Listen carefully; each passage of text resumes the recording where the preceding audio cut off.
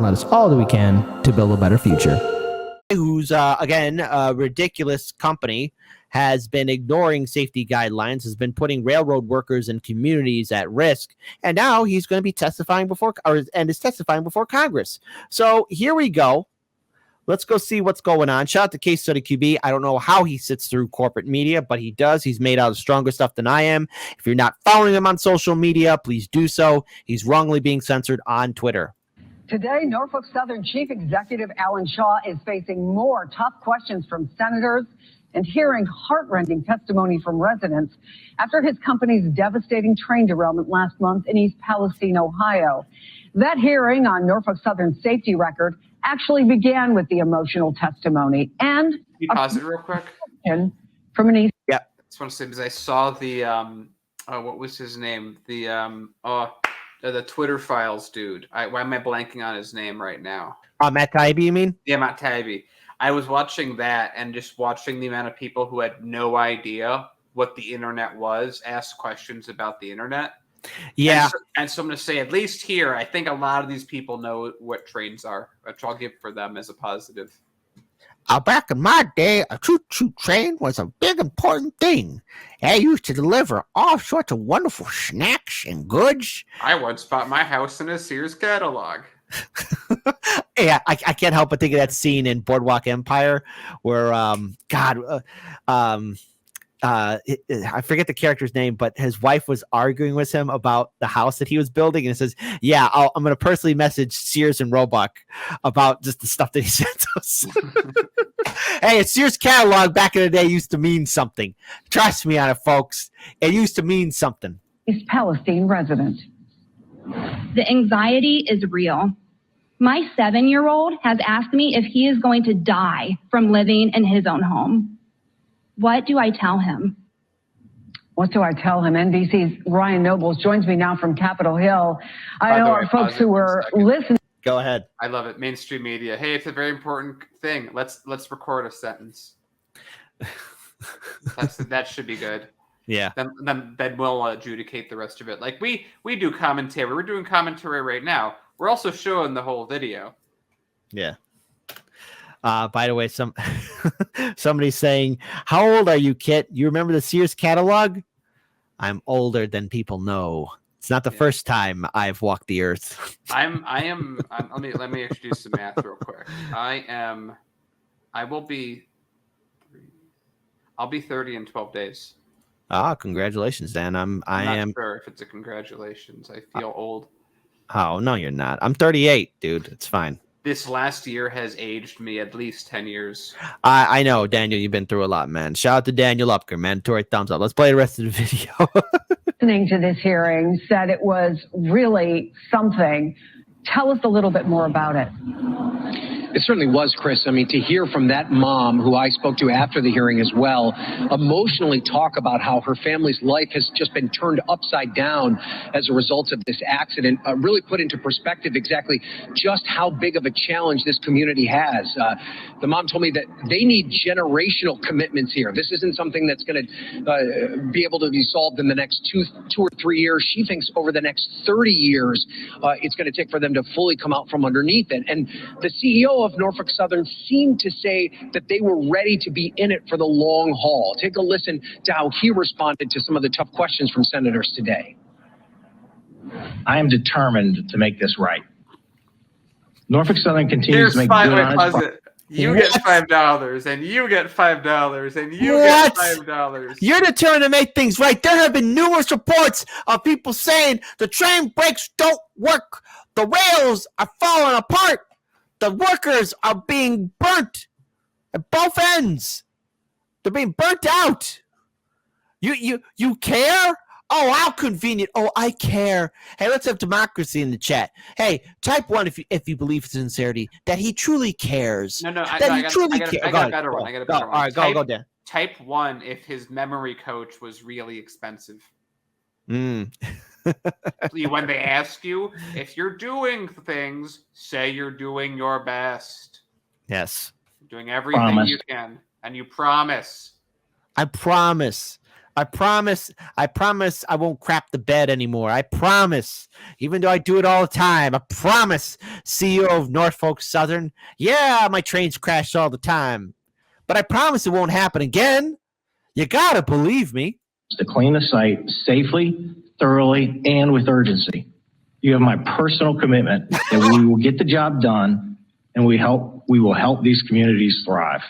Norfolk Southern is here for the long haul, and we won't be finished until we make this right.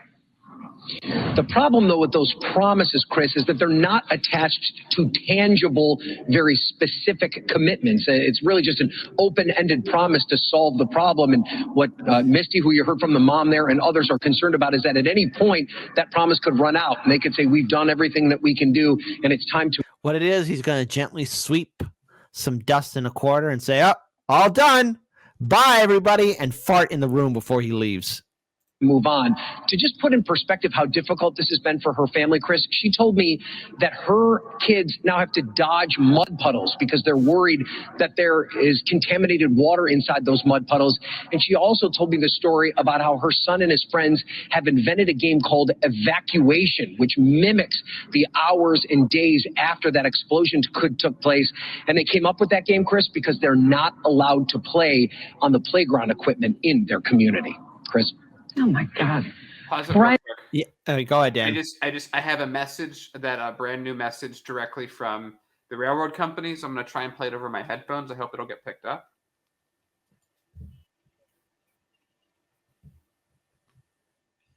Oh, I know what you're. The sorry. Sorry. I don't think it's being picked up. I don't think people can hear it. Well, if you guys can't hear it, it's they're very sorry.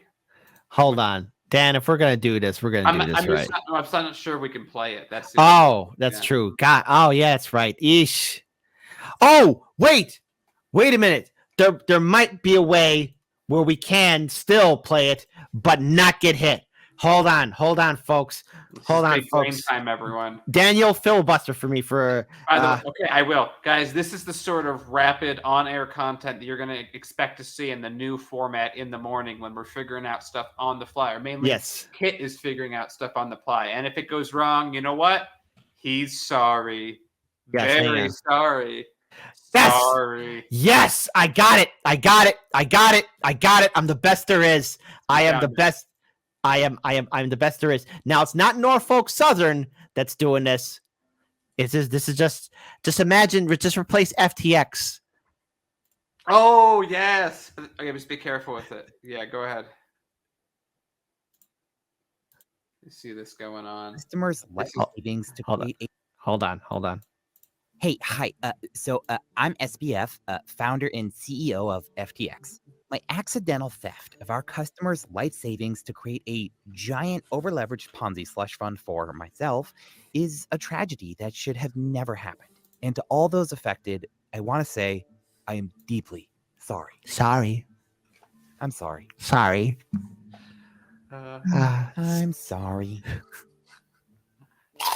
Sorry. Oops. Sorry. I'm sorry. Sorry.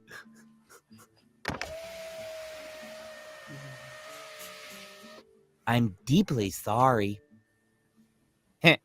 Sorry. Oopsie doopsie. Ladies and gentlemen. Wait, pause it. Can't play that part because that didn't happen. That last part. No, it didn't. But this part is funny. Hold on. Because it didn't happen.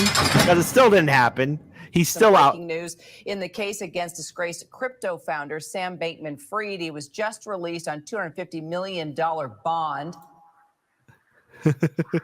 Oh, poor CoffeeZilla. Sorry. So just replace all of that. With, of course, Norfolk Southern. And guess what? Norfolk Southern CEO, he's not going to serve any jail time either. I know, Bulls. What can Congress do? Is it really just to listen to what the CEO has to say, what the mom has to say? Where's the oversight? Who's going to make sure that this railroad makes good on its promises? Yeah, it's a great question, Chris, and it really comes in multiple layers, right? There's the issue of fixing the problem in the community, making sure that the soil, the air, and the water is safe. That's a long-term commitment that's going to require investment, not only from the government, but from the company as well. And Congress has said that they are going to make sure that it is the company that puts the dollars in to solve that problem. But then there's also the reforms that are necessary in the rail safety space to prevent something like this from happening again. And there's a comprehensive bill that the Senate is working on. Sherrod Brown of Ohio, his counterpart J.D. Vance have a bill that they're pushing through as well. And there's also a companion bill on the House side. But while the Norfolk Southern CEO has committed to aspects of that bill, he's not endorsed in totality. Go ahead, Dan. It's a real shame that the last thing that Biden has done regarding trains is break up the union's ability to go on strike. Yeah. And you know what? I really do. I am concerned for the safety of a lot of our railroad workers because, man, here's the thing, Dan. When we did that documentary, not once, but twice in Indiana for the toxic tours, Dan, we saw a lot of trains going through these industrial facilities. We saw a lot of these trains going through communities. Hell, they're even going through in communities here in the city of Chicago. Yeah. I have to wonder. It's a powder keg ready to blow. And by the way, Daniel, what was that facility that it didn't have ammonia or it had some kind of chlorine? Thank you. That should it, God forbid, it ever blow up. What's going to happen to the people again? Both of us would die in Chicago. It would kill about a third of the city. Yeah. Hey, don't worry about us. We had a good run. We had a good run. We want to let you all know that we love y'all. You know what I got to say? What's up? Sorry. So sorry. Yeah, so check out our 2 documentary videos that we did, Toxic Tour and Toxic Tour 2. Check that out. Good. Because again, it'd be really good for you to cover if with this thing if we were in Congress, you could say before I start, I would ask that you look at the CEO over there. Please don't look at him as a CEO. Look at him like a African American individual with a small amount of cannabis on him. See, again, the railroad companies bought off the politicians. That's why they're not going to jail. Senator Brown told me today, Chris, is that they're going to get that bill passed with or without the help of Norfolk Southern. Ryan Nobles, thank you so much for that. Nah, it's BS. They're not going to follow through. Nothing's going to happen to Norfolk Southern. They're going to get away with it. They really are. They're going to get away with it. Congress has no backbone whatsoever.